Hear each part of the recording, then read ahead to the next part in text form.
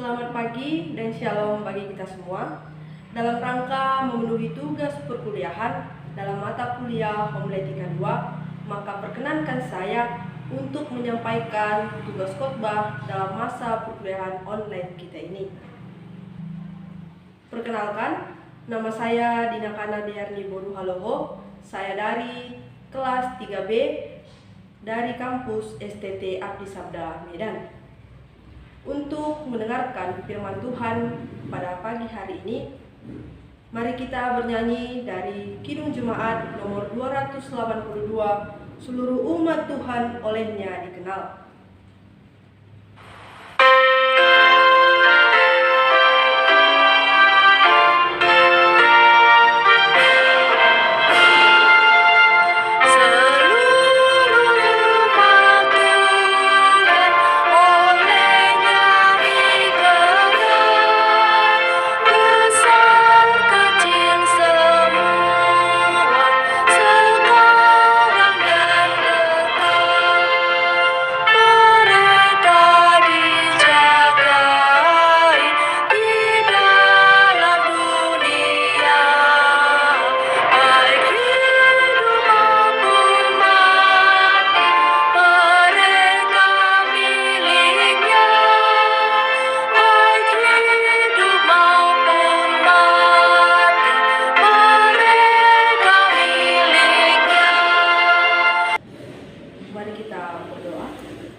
Kami mengucap syukur Tuhan atas semua berkat karunia yang telah Engkau berikan kepada kami hingga pada pagi hari ini. Tuhan Yesus, sebentar lagi kami akan mendengarkan sebagian daripada firman-Mu. Kiranya Engkau yang menyertai kami, Engkau yang melindungi kami Tuhan. Engkau juga ya Tuhan turun tangan agar kami dapat menerima dan meladani apa isi dari firman-Mu. Kiranya Tuhan Yesus, Engkau juga yang menguatkan kami yang akan menyampaikan isi khotbah-Mu. Kiranya Tuhan yang menyertai dan memimpin kami. Inilah doa kami Tuhan yang kami sampaikan melalui anak-Mu Yesus Kristus. Kami berdoa kepada-Mu. Amin. Shalom bagi kita semua. Nats khotbah pada pagi hari ini terambil dari Yunus pasal yang ketiga ayat 1 sampai dengan 10. Yunus pasal yang ketiga ayat 1 sampai dengan yang 10. Dengan judul perikop pertobatan Niniwe. Saya akan membacakannya secara tunggal untuk kita semua. Datanglah firman Tuhan kepada Yunus untuk kedua kalinya, demikian, bangunlah, pergilah ke Niniwe, kota yang besar itu, dan sampaikanlah kepadanya seruan yang kufirmankan kepadamu. Bersiaplah Yunus, lalu pergi ke Niniwe, sesuai dengan firman Allah. Niniwe adalah sebuah kota yang mengagumkan besarnya, 3 hari perjalanan luasnya. Mulailah Yunus masuk ke dalam kota itu, sehari perjalanan jauhnya. Lalu berseru, 40 hari lagi, maka Niniwe akan ditunggang balikan. Orang Niniwe percaya kepada Allah, lalu mereka mengumumkan puasa dan mereka, baik dewasa maupun anak-anak, mengenakan kain kabung. Setelah sampai kabar itu kepada raja kota Niniwe, turunlah ia dari singgasananya, ditinggalkannya jubahnya, diselubungkannya kain kabung, lalu duduk ia di abu. Lalu atas perintah raja dan para pembesarnya, orang memaklumkan dan mengatakan di Niniwe demikian, manusia dan ternak, lembu sapi dan kambing domba tidak boleh makan apa-apa, tidak boleh makan rumput dan tidak boleh minum air. Haruslah semuanya, manusia dan ternak, berselubung kain kabung dan berseru dengan keras kepada Allah, serta haruslah masing-masing berbalik dari tingkah lakunya yang jahat dan dari kekerasan yang dilakukannya. Siapa tahu, mungkin Allah akan berbalik dan menyesal serta berpaling dari mukanya yang bernyala-nyala itu, sehingga kita tidak binasa. Ketika Allah melihat perbuatan mereka itu, yakin bagaimana mereka berbalik dari tingkah lakunya yang jahat, maka menyesallah Allah karena malapetaka yang telah dirancangkannya terhadap mereka, dan ia pun tidak jadi melakukannya. Demikianlah firman Tuhan. Shalom bagi kita semua. Pada pagi hari ini kita akan mendengarkan firman Tuhan. Saudara-saudara yang terkasih di dalam Tuhan, Kitab Yunus merupakan sebuah kitab yang hanya berisikan satu nubuatan saja. Tidak seperti kitab-kitab nubuatan yang lain yang dinubuatkan oleh beberapa nama-nama tokoh, yaitu ataupun nabi-nabi yang lainnya, yang berisikan mungkin banyak nubuatan-nubuatan yang mereka lakukan. Kitab ini menunjukkan belas kasihan yang diberikan oleh Tuhan, bukan saja kepada orang Israel, namun kepada umat Allah. Tuhan menyuruh Yunus pergi ke Niniwe bukan dengan hanya sekali tugas, namun pada perikop kita kali ini bahwasannya Yunus telah disuruh Tuhan, yaitu dengan tugas kedua kalinya. Karena seperti yang kita ketahui bahwasannya tugas yang pertama Yunus tidak sempat ataupun tidak melakukan apa yang telah diperintahkan Tuhan kepadanya. Saudara-saudara yang terkasih, mengapa kira-kira Yunus itu tidak melakukan perintah Tuhan yang pertama kalinya? Ya, kita mungkin akan mengetahui bahwasannya kota Niniwe itu merupakan sebuah kota yang jahat, kota yang penuh dengan semua kejahatan-kejahatan. Kota Niniwe juga merupakan kota musuh Israel, yaitu musuh umat Allah. Yunus mengungkapkan kepada kota Niniwe dengan pesan singkat, yaitu pada ayat yang keempat. Dikatakan di situ bahwasannya 40 hari lagi maka Niniwe akan ditunggang balikan. Yang akhirnya hal inilah yang membawa perubahan kepada bangsa tersebut dan mereka berhenti berbuat jahat. Yang lebih hebatnya lagi, tidak hanya orang-orang Niniwe yang bertobat, namun raja dan ternak-ternak mereka juga melakukan pertobatan sesuai dengan perintah oleh raja mereka. Saudara-saudari yang terkasih dalam nama Tuhan, marilah kita membahas dari ayat per ayat dalam judul perikop kita ini. Yang pertama yaitu tentang perintah Tuhan. Tuhan tidak berhenti untuk memperingatkan manusia akan kesalahan serta dosa yang telah dilakukan. Tuhan terus-menerus menyuruh nabi, rasul, serta orang-orang bijak seperti Yunus ini untuk mengajak manusia dari yang manusia berdosa dan budak dari dosa.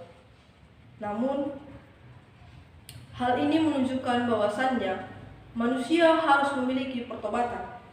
Pertobatan karena Tuhan sudah sayang dan mau kita tetap menjadi miliknya, bukan menjadi milik dosa.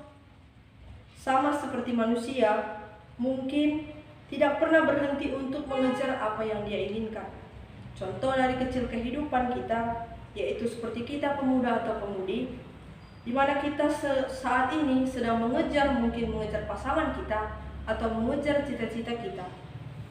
Maka kita harus melakukannya dengan penuh perjuangan, seperti perjuangan yang dilakukan Yunus terhadap perintah Tuhan ini.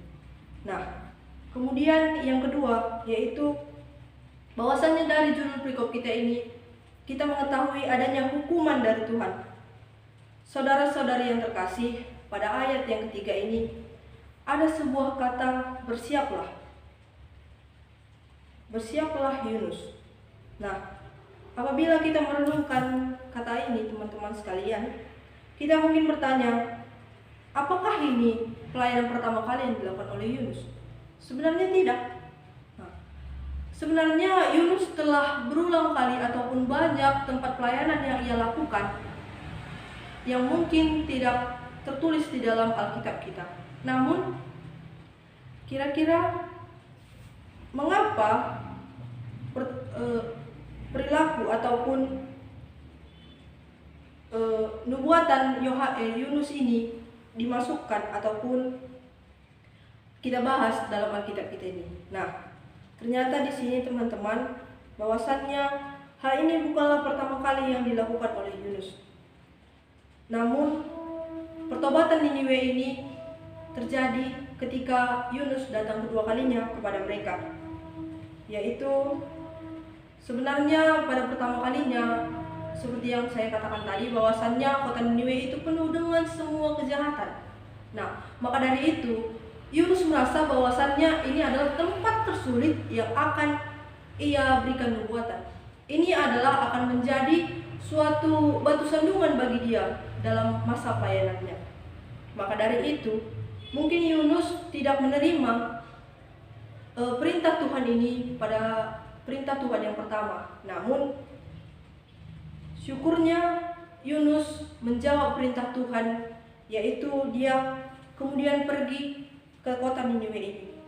Meskipun dalam konteks ini bahwasannya Yunus tidak senang hati menerima perintah Allah ataupun suruhan Allah yang keduanya ini.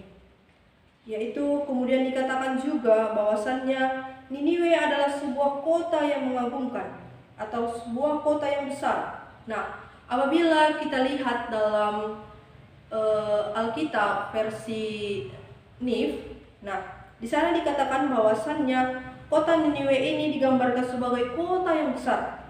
Namun secara arkeologis bahwasannya sebenarnya kota Niniwe ini hanya berukuran 5 km dari tepi pantai dengan lebar hanya 2 km. Tapi apa yang sebenarnya tersirat dalam makna kata kota mengagumkan ini? Bahwasannya menunjukkan bahwa sekalipun Allah sebenarnya tidak membutuhkan kota Niniwe ini, namun tetap penting bagi Allah karena Allah mengasihi mereka. Meskipun mereka sebenarnya kecil, namun mereka bisa menjadi kota yang mengagumkan bagi Tuhan. Nah, kemudian masuk kita pada bagian pada ayat yang keempat, bahwasannya disinilah terdapat hukuman dari Tuhan, yaitu Yunus mengabarkan bahwasannya 40 hari lagi maka Niniwe akan ditunggang balikan. Nah, dari sini kita mengetahui apabila mereka tidak bertobat atau menyembah Tuhan, dengan keras hati Yunus menyampaikan kabar hukuman dari Tuhan. Makna kata 40 hari lagi ini merupakan suatu pandangan kurun waktu yang diartikan sebagai sebuah masa pengujian atau cobaan yang dipakai Yunus untuk mengingatkan mereka. Nah, pada masa ini maka mereka mulai menyadari kesalahannya. Mereka berpuasa dengan menggunakan kain kabung. Nah, kain kabung ini adalah sebuah peristiwa yang menunjukkan mereka sedang berkabung atau berduka. Kain kabung adalah kain karung besar berwarna hitam, dan biasanya orang-orang Niniwe memakai itu dan duduk dalam debu untuk menunjukkan rasa sesal atas dosa yang mereka perbuat. Nah, masuk kita pada bagian yang ketiga, yaitu bahwasannya orang-orang Niniwe telah menyadari kesalahannya.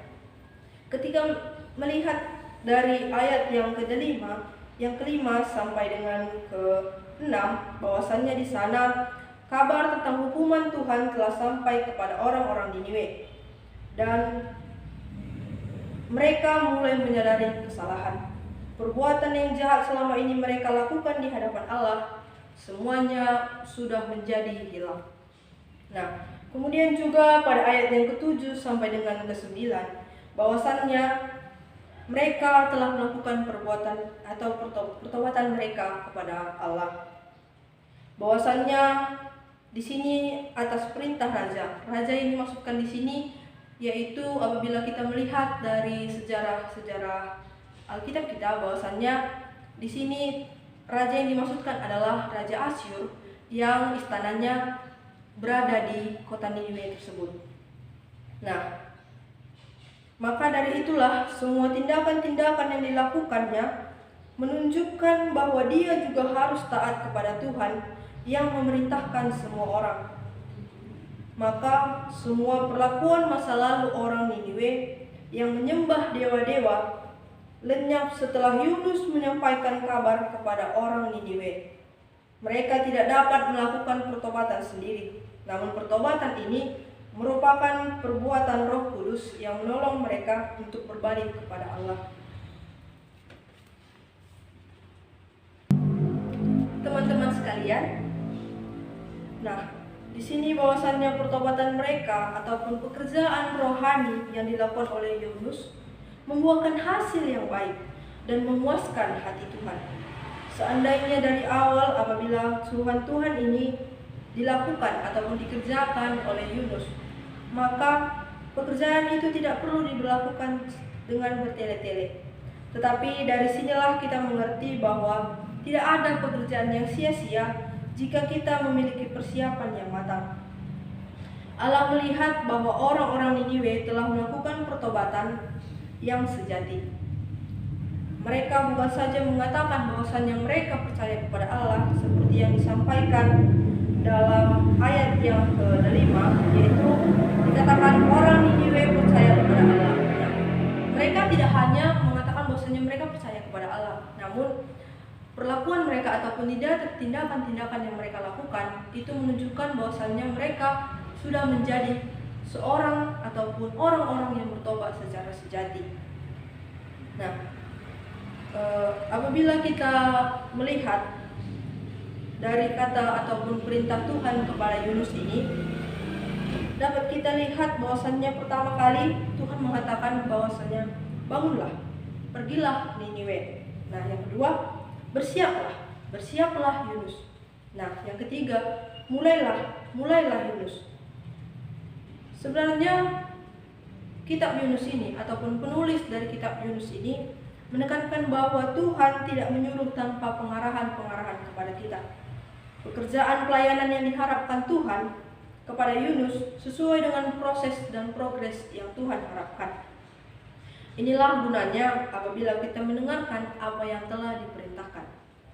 Nah, dari kata bangunlah sampai dengan kata mulailah, sebenarnya Yunus telah melakukan pekerjaan rohaninya, yaitu dengan mendengarkan pengarahan-pengarahan dari Tuhan.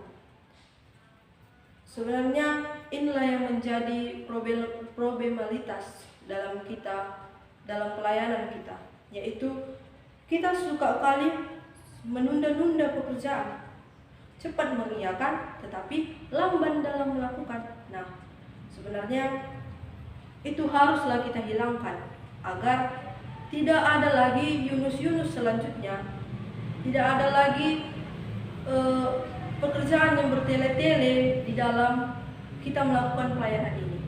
Nah, hal ini mengingatkan kita untuk tetap berjaga-jaga. Untuk itu, marilah kita mempersiapkan segala sesuatunya apa yang kita perlukan. Nah, teman-teman sekalian, kita berani bersekolah di sekolah tinggi teologi, menghabiskan uang orang tua, healing kesana kemari. Nah, apalagi kita mengingat bahwasannya pekerjaan kita nantinya adalah menjadi pelayan Tuhan dan menjadi pelayan jemaatnya, bukan untuk kesenangan kita. Nah, marilah kita untuk mempersiapkan diri kita. Jangan kita seperti Yunus ini. Nah, jangan ada lagi nanti kata tidak ada persiapan seperti yang kita dengarkan dari Bapak dosen kita pada pembelajaran kita yang lalu, bahwasanya jangan lagi ada kata belum ada persiapan. Nah, mari kita berusaha untuk membenahi diri kita. Mari kita mempersiapkan apa yang harus kita persiapkan untuk Tuhan dan jemaat kita. Nah, kemudian di sini saya akan membagikan ataupun bercerita tentang sedikit ilustrasi yang akan saya bagikan, yaitu tentang menjual sisir kepada biksu. Nah, bagaimana bisa sih kita dapat menjual sisir kepada biksu, sedangkan biksu itu tidak memiliki rambut begitu? Nah, dari ilustrasi ini maka kita akan merenungkan, yaitu ceritanya ada sebuah perusahaan sisir yang merekrut direktur penjualan. Nah, dalam masa ini ada 100 orang yang melamar. Mereka diberikan tugas untuk menjual sisir kepada biksu. Ternyata hanya 3 orang saja yang berani menerima tantangan ini. Nah, maka seminggu kemudian ketiganya memberikan laporan kepada perusahaan tersebut. Nah, si pewawancara menanyakan kepada orang yang pertama, berapa sisir yang bisa Anda jual? Nah, orang yang pertama ini menjawab bahwasannya cuma 1 buah. Nah, bagaimana cara Anda menjualnya? Nah, maka orang yang pertama ini menjawab bahwasannya semua biksu marah-marah ketika saya menawarkan sisir kepada mereka. Tapi ada seorang biksu yang muda dan berketombean. Dia membeli sebuah sisir untuk menggaruk kepalanya. Nah, maka si orang yang pertama ini tersenyum-senyum memberikan pengalamannya. Nah, orang yang kedua, si pewawancara bertanyakan kembali, bagaimana dengan Anda? Berapa sisirkah yang bisa Anda jual? Nah, yang kedua ini menjawab bahwasannya dia hanya bisa menjual 10 sisir. Nah, bagaimanakah cara Anda untuk menjualnya? Ternyata saya berhasil menjual 10, Pak, karena saya melihat banyak peziarah di vihara yang rambutnya acak-acakan karena angin kencang. Lalu saya usulkan kepada biksu pengawas agar membeli sisir untuk peziarah sebelum mereka menghormati patung Buddha. Ide saya diterima dan dia membeli 10 buah sisir. Nah, yang si B ini pun tersenyum dengan menjawab pengalamannya. Nah, orang yang ketiga ini ditanyakan lagi oleh pewawancara. Nah, dia menanyakan, bagaimana dengan Anda? Berapa sisirkah yang bisa Anda jual? Nah, yang ketiga ini menjawab bahwasannya dia bisa berhasil menjual 1000 buah sisir. Nah, wah, pasti merasa, bagaimana sih caranya gitu kan? Kok bisa dia menjual 1000 sisir kepada biksu gitu? Nah, ternyata ada alasan dari pengalaman yang penjual sisir ketiga ini menjawabnya, yaitu dia mengatakan begini, saya mengamati sebuah vihara terkenal. Setiap hari ada banyak turis ke sana. Lalu saya mendatangi pimpinan biksu dan berkata, Guru, bila semua peziarah diberikan tanda mata, mereka pasti senang dan memberikan sumbangan untuk vihara ini. Guru bisa memberikan sisir yang dibubuhkan dengan tanda tangan guru. Dia setuju dengan ide saya, Pak, dan langsung membeli 1000 buah sisir. Nah, begitulah jawaban dari orang yang ketiga ini dengan nada optimisnya. Nah, pertanyaannya begini, saudara-saudara. Apabila saudara mendapatkan tugas yang tampaknya mustahil untuk dilakukan, apakah saudara akan mundur, pesimis, langsung menolak? Nah, sebenarnya menurut pengalaman studi, bahwasannya mengatakan sikap yang optimis menentukan 85 kesuksesan dan 15% kepandaian atau pengetahuan. Demikian pula dengan pelayanan perkabaran Injil. Bahwasannya menunjukkan 90% orang Kristen yang pasif tidak mengabarkan Injil. Mungkin karena merasa pesimis, mustahil karena sulit, tidak mampu, dan khawatir akan ditolak. Nah, dari ilustrasi ini kita dapat menggambarkan bahwasannya sebenarnya yang dibutuhkan bukanlah kemampuan yang profesional, tetapi cukup hanya menceritakan pengalaman sendiri bagaimana saudara menerima keselamatan itu. Tuhan Yesus berkata dalam Markus 16 ayat 15, pergilah ke seluruh dunia, beritakanlah Injil kepada segala makhluk. Perintah Tuhan ini bersifat aktif, positif, dan hanya bercerita, bukan soal orang yang mau menerima atau tidak, karena itu adalah urusan dari Roh Kudus. Nah, maka dari itu teman-teman sekalian, bahwasannya marilah kita lebih giat dan kreatif dan dinamis dalam memberitakan Injil keselamatan sebelum Tuhan menutup kesempatan bagi saudara untuk melayani pekerjaan tersebut. Nah, tema yang dapat menjadi tema bagi kita pada pagi hari ini yaitu dikatakan bahwasannya bertobatlah. Nah, mengapa bertobatlah? Tuhan ingin kita tahu bahwa Dia mencintai kita dan tetap ada di samping kita. Dalam proses pertobatan terdapat banyak penyesalan akan dosa-dosa dan kesalahan yang telah kita perbuat. Perjuangan pertobatan ini tidak mampu kita melakukan sendiri, namun itu harus ditolong oleh Roh Kudus yang membantu kita untuk mengikuti segala kehendak Allah. Kita selalu menerima pertolongan tangannya.